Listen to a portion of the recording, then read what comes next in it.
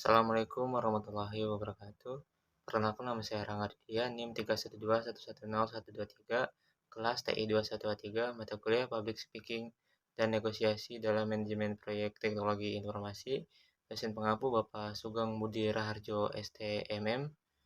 Tujuan dari video ini untuk memenuhi ujian akhir semester. Di dalam video ini terdapat penjelasan teori dan dialog antara project manager dan owner project. Daftar isi video ini yang pertama yaitu seni mempengaruhi dan membujuk. Seni mempengaruhi dan membujuk ada etos, patos, dan logos. Yang kedua yaitu langkah proses pembujukan dan persuasi. Yang ketiga yaitu bottom line dan blueprint. Yang keempat ada organize, talk in 7A stage. Yang kelima yaitu delivering your introduction. Seni mempengaruhi dan membujuk, yaitu ada etos, patos, dan logos. Dari ketiga elemen penting dalam retorika yang telah diidentifikasi oleh Aristoteles sebagai kunci untuk membangun persuasi yang kuat. Ketiganya bekerja sama untuk menciptakan pesan yang tidak hanya logis dan meyakinkan, tetapi juga menyentuh hati dan membangun kepercayaan dengan audiens. Oke, etos mengacu pada kredibilitas dan karakter pembicara.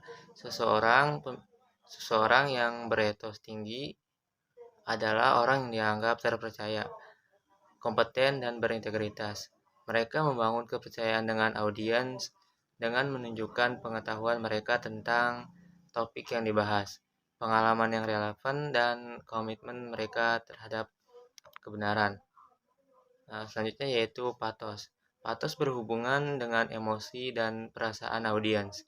Pembicara yang pandai menggunakan patos dapat membangkitkan emosi seperti kegembiraan dan kesenangan dengan audiens pada tingkat yang lebih dalam. Selanjutnya yaitu logos. Logos fokus pada logika dan penalaran. Pembicara yang menggunakan logos dengan efektif menyajikan argumen mereka dengan cara yang jelas, terstruktur, dan didukung oleh bukti yang kuat. Mereka menggunakan data, statistik, dan contoh untuk meyakinkan audiens bahwa argumen mereka benar dan layak didengarkan. Ketiga elemen ini saling melengkapi dan tidak boleh digunakan secara terpisah.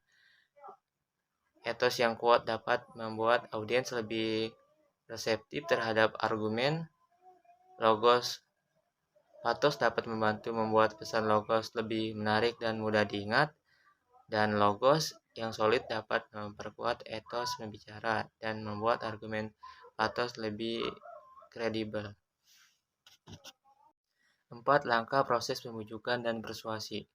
Membangun persuasi yang kuat membutuhkan pendekatan yang komprehensif, yang mencakup 4 langkah penting. Yang pertama yaitu membangun kredibilitas. Langkah pertama dan paling krusial adalah membangun kredibilitas. Anda sebagai pembicara, hal ini dapat dilakukan dengan menunjukkan pengetahuan dan keahlian Anda tentang topik yang dibahas, membagikan pengalaman yang relevan, dan menunjukkan komitmen Anda terhadap kebenaran dan objektivitas. Audiens perlu mempercayai Anda sebelum mereka dapat menerima pesan Anda. Yang kedua yaitu memberikan emosi. Manusia adalah makhluk emosional, dan terkadang logika saja tidak cukup. Oleh karena itu, penting untuk melibatkan emosi audiens. Gunakan cerita yang menarik. Yang ketiga yaitu mendemonstrasikan secara logika. Meskipun emosi penting, Anda juga perlu menyajikan argumen Anda secara logis dan terstruktur. Gunakan data, statistik, dan contoh yang kuat untuk mendukung klaim Anda. Jelaskan penalaran Anda dengan jelas dan tunjukkan bagaimana semua bukti mengarah ke kesimpulan Anda. Yang keempat yaitu melakukan tindakan. Persuasi tidak hanya tentang kata-kata, ini juga tentang tindakan. Tunjukkan kepada audiens bahwa Anda berkomitmen terhadap apa yang Anda katakan dengan mengambil tindakan yang konsisten dengan pesan. Hal ini dapat mencakup apapun, mulai dari menyumbangkan uh, pikiran Anda kepada proyek Anda. Dengan menggabungkan keempat langkah ini, Anda dapat membangun persuasi yang kuat yang akan menginspirasi audiens untuk bertindak. Bottom line aplikasi PPDB. Aplikasi PPDB sekolah menawarkan solusi inovatif untuk mengotomatisasikan dan menyederhanakan proses penerimaan peserta didik baru.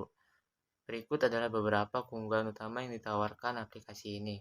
Yang pertama yaitu meningkatkan efisiensi dan efektivitas, seperti mengurangi beban kerja staf sekolah dengan mengotomatisasikan tugas-tugas berulang seperti pendaftaran, verifikasi data, dan seleksi. Yang kedua yaitu meningkatkan transparansi dan akuntabilitas, seperti menyediakan platform yang transparan dan akuntabel untuk proses PPDB, sehingga orang tua dan siswa dapat memantau status pendaftaran dan hasil seleksi secara real time. Yang ketiga yaitu meningkatkan kenyamanan dan aksesibilitas, seperti memungkinkan orang tua dan siswa untuk mendaftar PPDB secara online dari mana dan kapan saja. Aplikasi PPDB sekolah merupakan alat yang berharga yang dapat membantu sekolah meningkatkan efisiensi, transparansi, dan akuntabilitas dalam proses PPDB. Aplikasi ini juga dapat meningkatkan kenyamanan dan aksesibilitas bagi orang tua dan siswa, serta membangun dan membantu meningkatkan citra sekolah. Blueprint aplikasi PPDB sekolah. Aplikasi PPDB sekolah yang dirancang dengan baik dapat membantu meningkatkan efisiensi, transparansi, dan akuntabilitas dalam proses penerimaan peserta didik baru. Blueprint yang komprehensif menjadi kunci untuk memastikan aplikasi ini memenuhi tujuan dan kebutuhan yang telah ditentukan. Tujuan utama aplikasi PPDB sekolah untuk meningkatkan efisiensi dan efektivitas proses PPDB, meningkatkan transparansi dan akuntabilitas dalam proses PPDB, meningkatkan kenyamanan dan aksesibilitas bagi orang tua dan siswa. Fitur utama yang dimiliki oleh aplikasi PPDB sekolah meliputi pendaftaran online, memungkinkan orang tua dan siswa untuk mendaftar PPDB secara online dari mana saja dan kapan saja. Memverifikasi data pendaftaran secara otomatis, meminta dokumen pendukung dan memberikan pemberitahuan status verifikasi data. Seleksi siswa, menerapkan kriteria seleksi yang telah ditentukan, menghitung nilai akhir berdasarkan kriteria seleksi dan mengumumkan hasil secara real time. Selanjutnya yaitu komunikasi, menyediakan platform berkomunikasi untuk sekolah, orang tua, dan siswa dengan fitur pengiriman pemberitahuan penting, tanya jawab, dan diskusi. Arsitektur aplikasi PPDB yaitu front-end-nya dibangun dengan framework modern seperti dengan Rich dan Angular dengan antarmuka pengguna yang ramah dan mudah digunakan, serta dioptimalkan untuk berbagai perangkat. Backend-nya dikembangkan dengan bahasa pemrograman Python dan Java, terhubung ke database untuk menyimpan data pendaftaran dan seleksi. Database-nya menggunakan database relasional MySQL untuk menyimpan data pendaftaran, data siswa, data seleksi, dan data lainnya. Keamanan aplikasi harus menjadi prioritas utama dengan penerapan praktik terbaik untuk melindungi data pengguna, enkripsi data, pengujian keamanan berkala. Implementasi aplikasi yang sukses membutuhkan pemilihan vendor aplikasi PPDB sekolah yang terpercaya dan berpengalaman. Dengan mengikuti blueprint ini, semua pemangku kepentingan dalam proses pengembangan sekolah dan dapat membangun aplikasi PPDB sekolah yang memberikan manfaat signifikan bagi semua pihak. Organize step in 7AC Stake Opening Presentation. Menyusun presentasi atau pembicaraan yang terorganisir dengan baik bisa dilakukan dalam 7 tahap mudah. Berikut adalah penjelasan setiap tahap. Yang pertama yaitu opening presentation atau pembukaan presentasi. Mulailah dengan membuka pembicaraan secara menarik. Untuk menarik perhatian audiens, kita bisa menggunakan kutipan inspiratif. Yang kedua yaitu invite atau undangan. Undang audiens untuk ikut serta dalam pembicaraan. Jelaskan apa yang akan kita bahas dan apa manfaat yang mereka dapatkan. Buat audiens merasa terlibat dengan memberikan pertanyaan retoris atau meminta mereka membayangkan suatu situasi terkait topik yang dibahas. Yang ketiga yaitu explore. Masuk ke dalam inti materi. Jelaskan konsep-konsep utama, latar belakang, atau informasi yang relevan secara detail.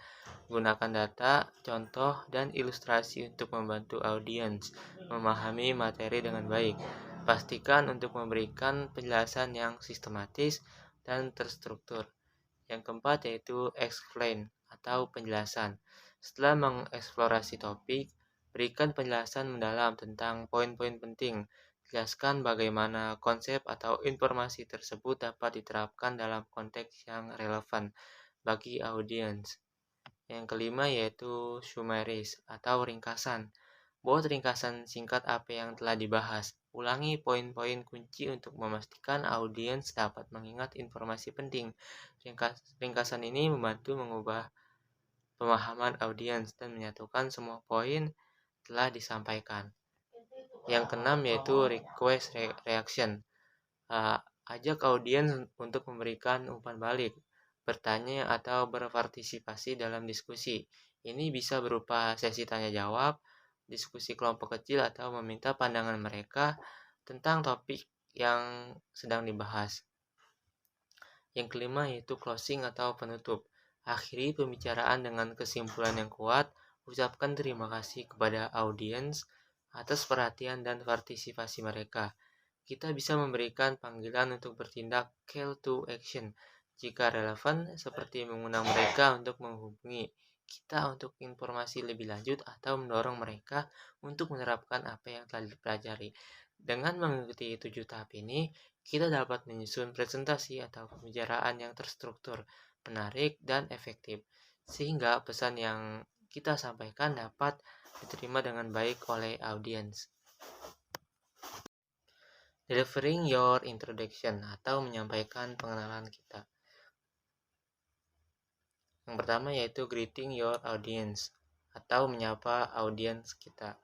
Senyum dan kontak mata. Mulailah dengan senyum hangat dan lakukan kontak mata dengan audiens untuk menciptakan hubungan langsung. Perkenalkan diri kita. Sebutkan nama kita dan peran atau alasan kita berbicara dengan jelas. Misalnya, selamat pagi semuanya. Nama saya Rangga Aditya dan saya di sini untuk membicarakan tentang proyek aplikasi PPDB. Ungkapkan rasa terima kasih. Tunjukkan apresiasi atas kesempatan untuk berbicara dan atas waktu audiens. Misalnya, terima kasih telah hadir di sini dan hari ini. Yang kedua yaitu capturing attention atau menarik perhatian. Mulai dengan pancingan.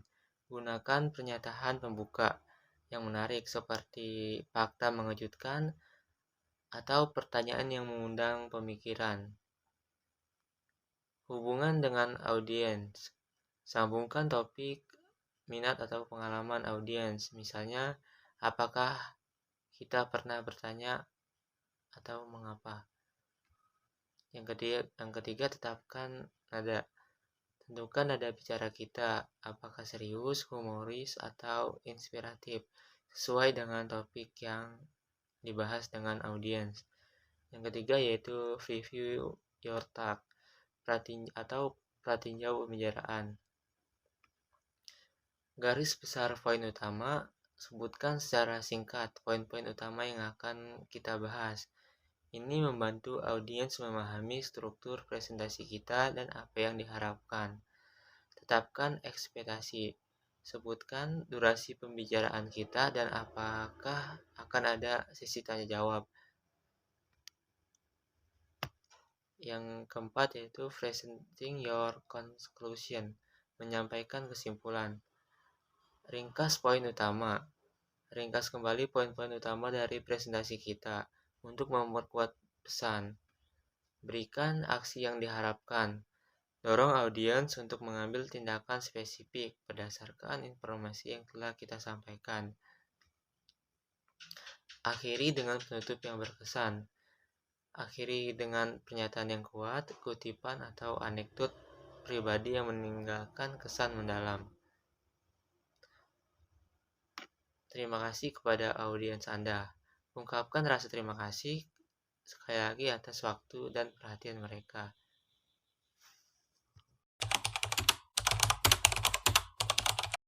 Selamat pagi Pak Sidi. Terima kasih atas kesempatan yang diberikan untuk bertemu hari ini. Saya sangat antusias untuk mendiskusikan proyek aplikasi pendaftaran peserta didik baru yang kami tawarkan. Selamat pagi. Saya juga tertarik untuk mendengar lebih banyak tentang proposal Anda. Silakan dimulai. Baik, terima kasih Pak. Saya ingin memulai dengan memperkenalkan diri. Perkenalkan, nama saya Aditya. Saya telah mengembangkan aplikasi untuk sektor pendidikan dan telah berhasil menyelesaikan banyak proyek serupa. Saya sangat memahami tantangan dan kebutuhan lembaga pendidikan dalam era digital ini. Pengalaman yang impresif.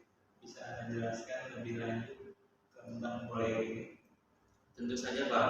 Proyek ini dirancang untuk mempermudah proses pendaftaran peserta didik baru melalui platform digital yang efisien dan user friendly. Kami memahami bahwa proses pendaftaran yang manual seringkali memakan waktu dan sumber daya yang besar. Oleh karena itu, aplikasi kami dilengkapi dengan fitur-fitur utama seperti pendaftaran online, verifikasi dokumen, pengumuman hasil seleksi, dan pemantauan status pendaftaran secara real-time. Fitur-fitur tersebut memang sangat diperlukan. Apa keunggulan aplikasi Anda dibandingkan dengan aplikasi yang lain? Aplikasi kami dirancang dengan teknologi terbaru yang memastikan keandalan dan keamanan data. Sistem kami menggunakan enkripsi canggih untuk melindungi data pribadi pengguna. Selain itu, kami menyediakan dukungan sepenuh selama masa implementasi, termasuk pelatihan untuk staf sekolah agar mereka dapat menggunakan aplikasi ini dengan maksimal. Kami juga menawarkan layanan dukungan 24 jam untuk memastikan setiap masalah dapat segera ditangani tanpa mengganggu operasional sekolah. Itu sangat bagus. Dukungan dan keamanan data memang sangat penting. Kami juga memahami betapa pentingnya pendaftaran yang lancar bagi orang tua dan siswa. Dengan aplikasi kami, orang tua tidak perlu lagi mengantri lama untuk mendaftarkan anak-anak mereka. Mereka bisa melakukan pendaftaran dari mana saja, kapan saja, hanya dengan beberapa klik. Ini tidak hanya mengurangi stres, tetapi juga memberikan pengalaman positif sejak awal bagi siswa baru. Bayangkan betapa tenangnya hati orang tua mengetahui proses pendaftaran berjalan lancar dan transparan. Benar sekali. Pengalaman yang baik sejak awal sangat penting bagi siswa. Selain itu, kami juga memiliki testimoni dari beberapa sekolah yang sudah menggunakan aplikasi kami. Mereka melaporkan peningkatan efisiensi hingga 70% dalam proses pendaftaran dan penurunan drastis dalam jumlah kesalahan data. Kami bangga bisa menjadi mitra yang andal dari dan memberikan solusi yang nyata bagi kebutuhan mereka.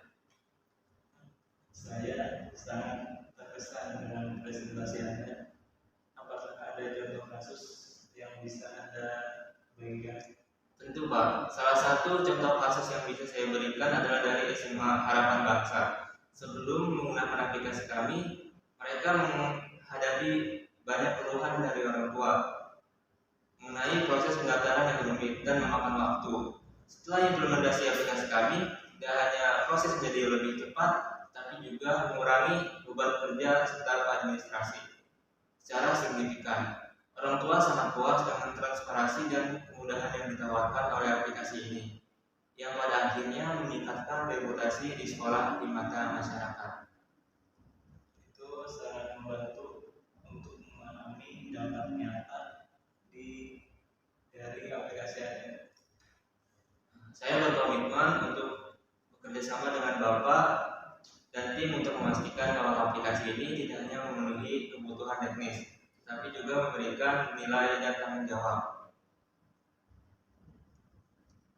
Kami percaya bahwa dengan aplikasi ini, sekolah Bapak dapat memberikan layanan pendaftaran yang lebih baik dan efisien, meningkatkan pengalaman orang tua dan siswa, serta memperkuat posisi sekolah sebagai lembaga pendidikan yang modern dan responsif. Saya sangat terkesan dengan presentasi Anda. Saya percaya Anda dapat memberikan solusi yang kami butuhkan. Saya akan memberikan proyek ini kepada Anda. Terima kasih banyak, Pak. Saya sangat menghargai kepercayaan Anda dan siap untuk mulai bekerja secepat mungkin. Kami segera mengatur pertemuan lanjutan untuk mendiskusikan langkah-langkah berikutnya dan memastikan semua berjalan sesuai rencana. Saya menantikan kerjasama ini. Terima kasih. Terima kasih banyak, Pak, atas waktunya.